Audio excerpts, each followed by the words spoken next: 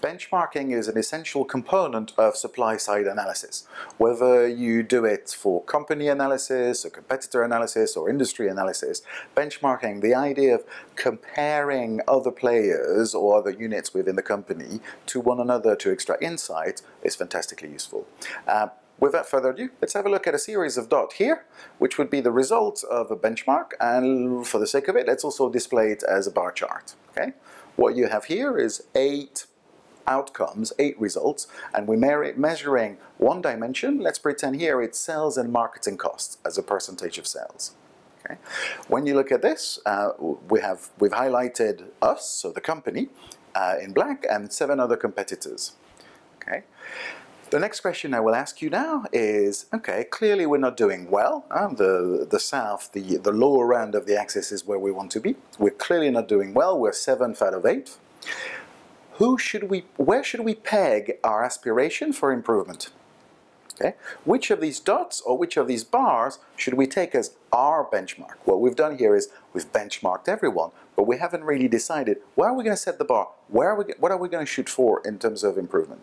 And typically, people approach this stuff with a pre-existing idea of what the answer should be. If you're a CEO or a very aggressive person, you might go, we've got to be the winner. We've got to be even better. We've got to be as good as the number one. We've got to beat the number one.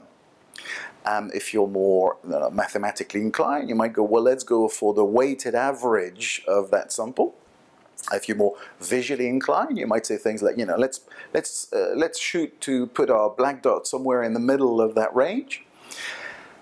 And so it's very difficult to agree on an outcome, and often you'll find a lot of political tensions on what is the acceptable stretch that you should impose on yourself after you've seen the results of a benchmark.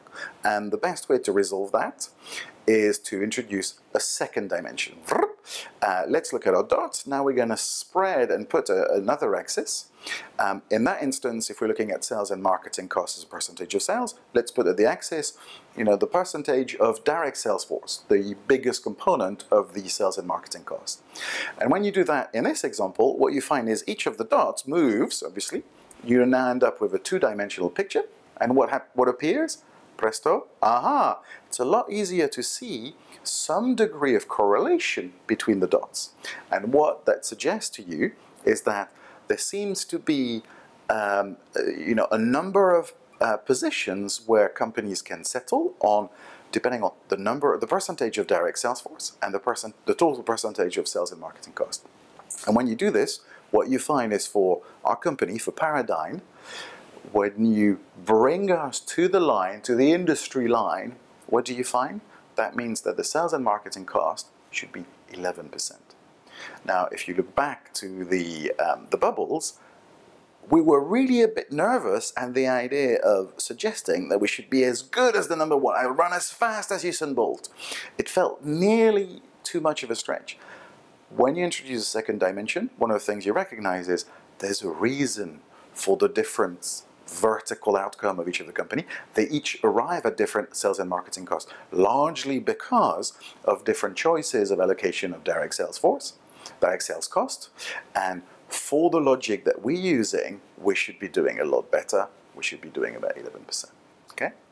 Now, this scenario I've encountered very, very regularly, and the question usually that people ask is, what do I choose as the second dimension?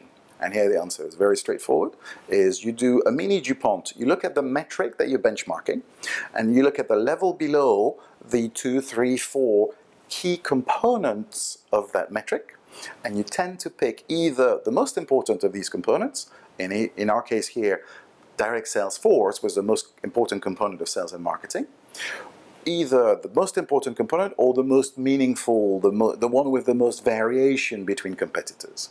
Okay? And so, as a takeaway, never do single-dimensional benchmarking, always do 2-dimensional benchmarking.